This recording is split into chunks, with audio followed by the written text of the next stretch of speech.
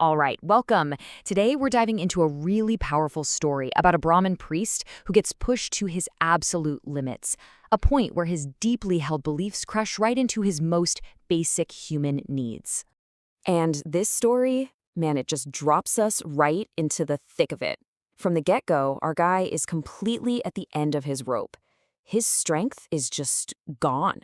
His body is failing him. Every single movement is an act of sheer agonizing will. The very ground feels like a mountain he has to conquer with each and every step. So how did he even get here? Let's unpack it. This first part of the story really sets the scene for this grueling journey and, more importantly, the internal conflict that's just starting to bubble up. So what kicked all this off? Well, it was a simple argument, really. After performing a ceremony, he felt like he was shortchanged.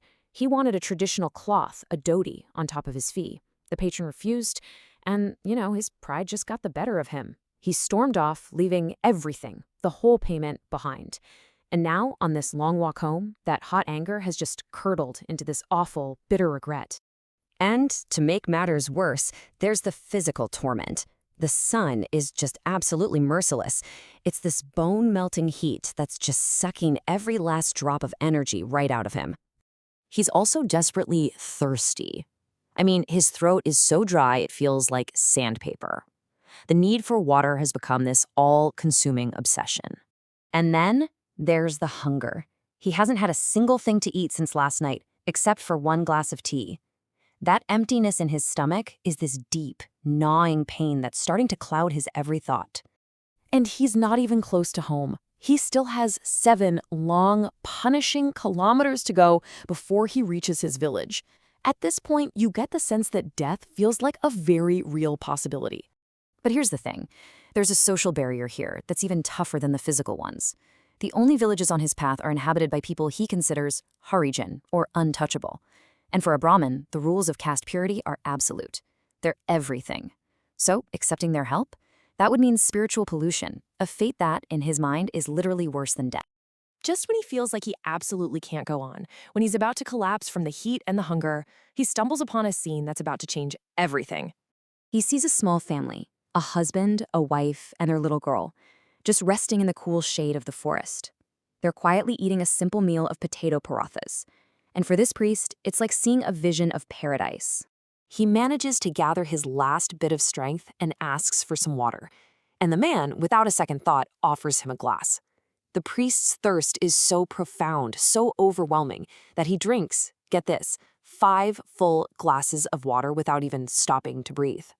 Seeing the state he's in, the family doesn't even hesitate.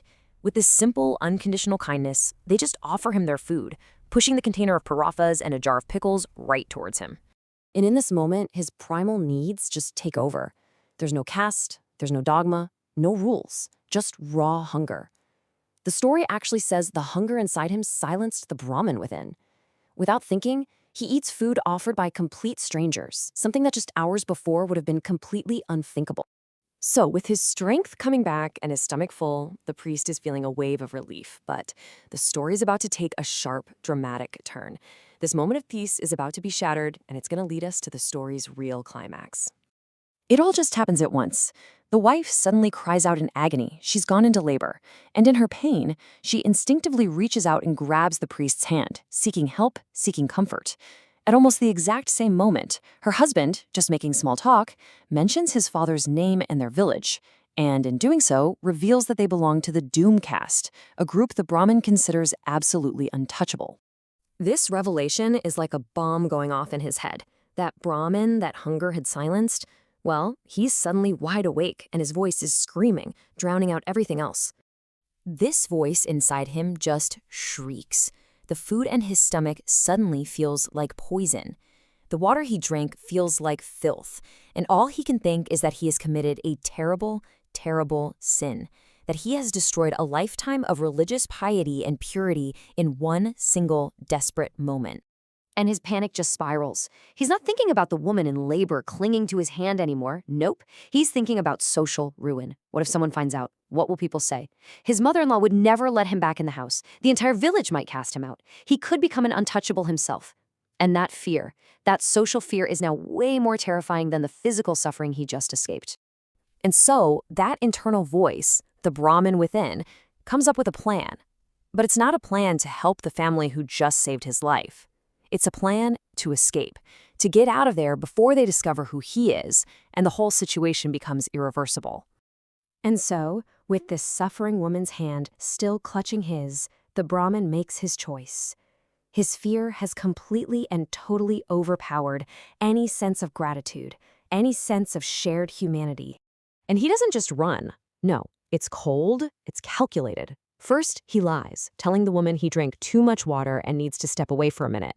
Then he gently pries his hand from her grasp. He even walks calmly into the bushes, just enough to be hidden from view. And then he bolts. The story ends with this really stark, devastating image. The man who was just saved from certain death by the kindness of strangers abandons them in their absolute moment of greatest need. He hikes up his robes and runs, not like a man, but like a panicked animal, fleeing the very humanity that was just offered to him. And that leaves us with this one final, unavoidable question, doesn't it? The priest was bound by a rigid system that labeled other people untouchable. But in his final act of calculated betrayal, who truly acted without touch, without connection, without humanity? It's a question that just reframes the entire story.